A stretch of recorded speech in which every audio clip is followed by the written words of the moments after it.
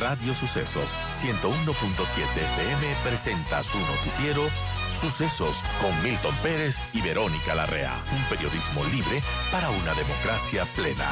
Los hechos y las opiniones de los sucesos que marcan nuestro tiempo.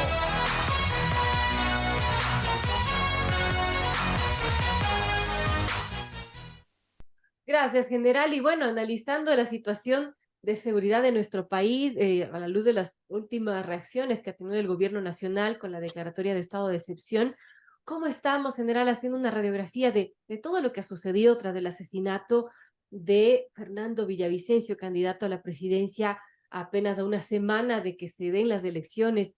¿Qué podemos comentar sobre la situación de seguridad que vive nuestro país? Bueno, recordemos y en primer lugar el luto para los familiares de Fernando y también para todo el movimiento político y creo que para todo el Ecuador, porque recordaremos, no sé si conversé con ustedes hace unos 2 o 3 meses y cuando se dio ya la disolución de la Asamblea íbamos a entrar en un proceso electoral, yo había indicado de que todos los ecuatorianos tenemos que unir esfuerzos y permitirnos vivir en tranquilidad y había pedido que ojalá esa campaña política hubiera sido de la mejor manera sin esta violencia política, que de una u otra manera este momento nos tiene consternados y que ha llegado a los más altos niveles de tener el asesinato de un candidato presidencial.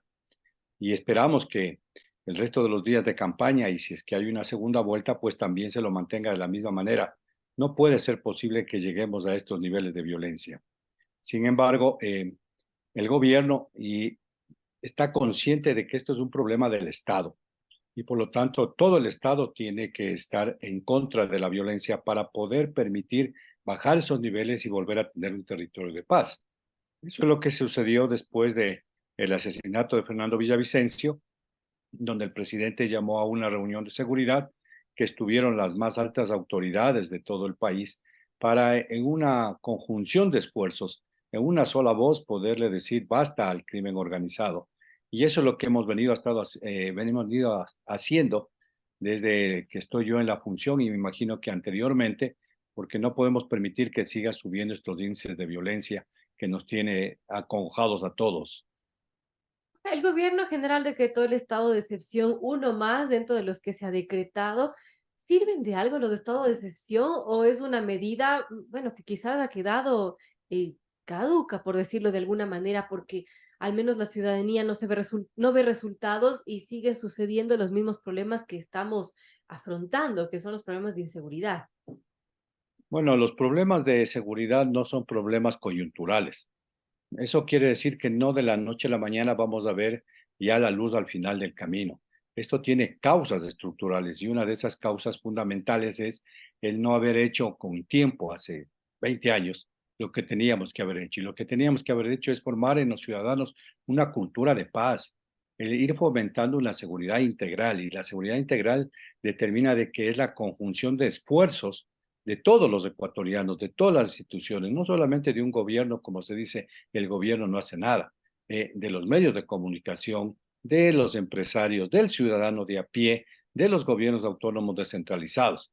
Eso, para mala suerte, no lo hicimos a tiempo y estos problemas que nos tienen en este momento en estos altos niveles son estructurales y por lo tanto hay que atacar la base de esos problemas estructurales.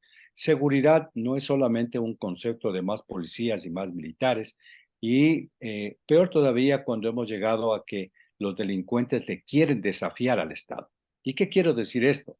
Que si el Consejo de Seguridad Pública del Estado le eleva al nivel de amenaza, quiere decir que el crimen organizado tiene un poder tal que le quiere enfrentar al Estado, quiere estar al mismo nivel. Sabemos que el crimen organizado mueve muchísimos recursos y por lo tanto no tiene, por poner un ejemplo, el CERCOP para comprar armas. Ellos los compran en el mercado negro y rápidamente tienen hasta mejores medios, como lo hemos visto en la televisión. Y recordemos los fusiles que tenía el Guacho, el famoso Guacho que ya falleció. Y de a poco vamos haciendo toda la estructura de seguridad pública y del Estado, en donde hay la conjunción del aguaje para ir eliminando esas mafias que financian también el crimen organizado, que financian la minería ilegal, que financian el tráfico de armas, que financian la migración tanto hacia el exterior cuanto al interior del Ecuador. Estamos incorporando y le hemos incorporado a la aduana para no permitir que ingrese contrabando o en su defecto seamos un país de exportación. Estamos fortaleciendo el sistema penitenciario, que todo el mundo lo conoce. Se están haciendo acciones y ahí pedimos el concurso de todos los ecuatorianos. Desde luego que los índices de delincuencia han ido bajando. Voy a poner el ejemplo de la fuerza de tarea de Esmeraldas, y a Esmeraldas no es la provincia más violenta del país, pero sí es la provincia más pobre del país. Entonces ahí tenemos, y entrando el gobierno con toda la fuerza, con salud, con educación, para cambiar esa realidad.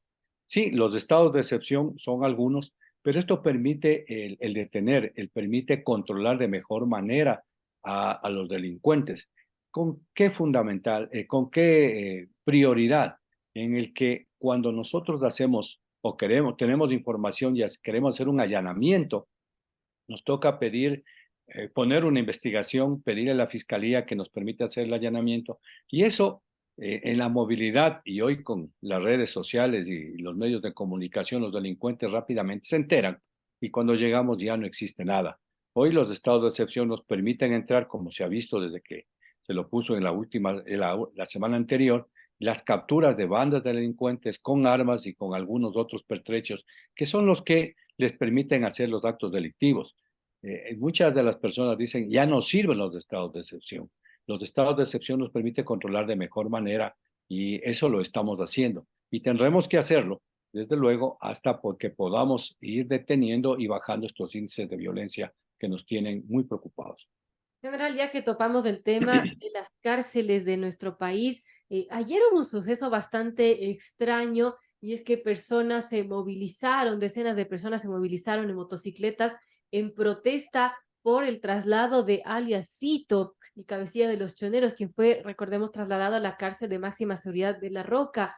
Y bueno, no solamente fueron decenas de personas en las calles, sino también algunas personas privadas de libertad que estaban en los techos de la penitenciaría en signo de protesta. ¿Cómo tomar estas situaciones? También trascendió en algunos videos que se vieron en redes sociales, que se incendiaron autos, incendiaron un tráiler, en fin, personas que además de protestar cometen disturbios. Bueno, estos dos incendios no son los que nos sucedió el 26 de julio, si no estoy mal, porque recordemos que el 26 de julio sí hubo realmente una reacción de el crimen organizado de los delincuentes en Esmeraldas y en el Guayas. Los dos incendios del día de ayer, el uno del bus es por una falla eléctrica y el otro por un efecto mecánico de los dos vehículos. Sin embargo, las redes sociales sacaron de que posiblemente era una reacción de este grupo que se le ha trasladado al señor Fito a la cárcel de La Roca.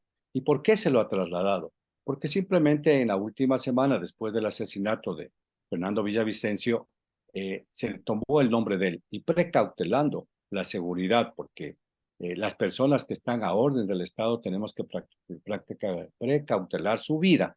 El bien más preciado es la vida, no interesa de quién es, como en el caso de Fernando, como en el caso de otras personas que han fallecido, y es por eso que se lo ha trasladado. Y Fuerzas Armadas y Policías están realizando un control de todas las cárceles, vamos ya en 22 centros penitenciarios, tenemos que, en lo mejor de lo posible, dejar controlados el sistema penitenciario. Sin embargo, veamos esa reacción en la que, como decía hace un minuto, ellos piensan que son más fuertes que el Estado y que pueden imponerle al Estado. Lo que hay que recordarles a todas estas personas es de que ellos tuvieron una inconducta de la norma de conducta que tienen la mayoría de los ecuatorianos y por lo tanto se convirtió en un delito y este delito, si está en el Código Integral Penal, tiene la obligación el Estado, el gobierno, los ciudadanos de imponerle una privación de libertad. ¿Y qué significa privación de libertad? Que él ya no puede tener la libertad que tenemos los hombres de bien, los ciudadanos de bien, las mujeres de bien, y por lo tanto está confinado y por lo tanto está a órdenes de la ciudadanía que a través de las leyes le puso una prisión y por lo tanto está a órdenes del Estado y lo podemos trasladar, sea por efectos de una mejor administración o sea por efectos de algún peligro que lo tengamos. Pero veamos esa reacción. Quiere decir que estos grupos organizados quieren imponerle al Estado en donde ellos deben estar. Lo que hay que recordar, les vuelvo a repetir, es que si perdieron la libertad, ya no tienen el derecho de escoger en dónde van a estar, cómo van a estar y cómo lo van a hacer. Y esa es la reacción que hemos visto ayer frente a la penitenciaría. Pero también ahí la policía actuó y se capturaron como a 5 personas y después hicieron allanamientos. Y estas personas que estaban en las motos estaban armados y por lo tanto están detenidos. Y ahora que estaban protestando para el cambio de una persona de un lugar a otra, ellos van a ser juzgados por tenencia ilegal de armas. Entonces, sí, nos complica, pero ahí yo pido a la ciudadanía el apoyo correspondiente. Como decía, esto es un problema de Estado y ojalá los próximos gobiernos lo sigan pensando que es un problema de Estado. No es un problema del gobierno, como se dice desde que llegó el presidente Lazo, ha subido la criminalidad. Ojalá fuera así y ojalá ellos tengan la razón, porque si vamos a tener un nuevo presidente, ojalá el día que se presente el nuevo presidente se acabe toda la violencia. Eso nos da muchas cosas que pensar. Pero sin embargo, a estas personas y a los ciudadanos hay que decirles que los denuncie, porque no podemos permitir de que salgan 100, 50, 60, 80 personas en moto, que los conocemos, que viven en un determinado lugar de la ciudadanía, que la ciudadanía conoce. Sí, sé que hay recelos, sé que hay miedo posiblemente, pero hay que denunciarlos, porque si no denunciamos, no hay un apoyo correspondiente para que podamos actuar. Aquí la seguridad, como digo, es un concepto de apoyo total de todos los ecuatorianos que nos debe permitir en conjunto vencer al crimen organizado. Importante, amigos, son las 7:30. Conversamos con el general Wagner Bravo, el secretario de Seguridad del Gobierno Nacional. Estamos analizando las acciones, las medidas que ha tomado el gobierno para combatir la inseguridad de nuestro país y también las últimas medidas a raíz del asesinato lamentable de Fernando Villavicencio. Ahora, hablando de este crimen general, ya se ha comentado, bueno, alguna información ha trascendido, 6 personas detenidas de nacionalidad colombiana.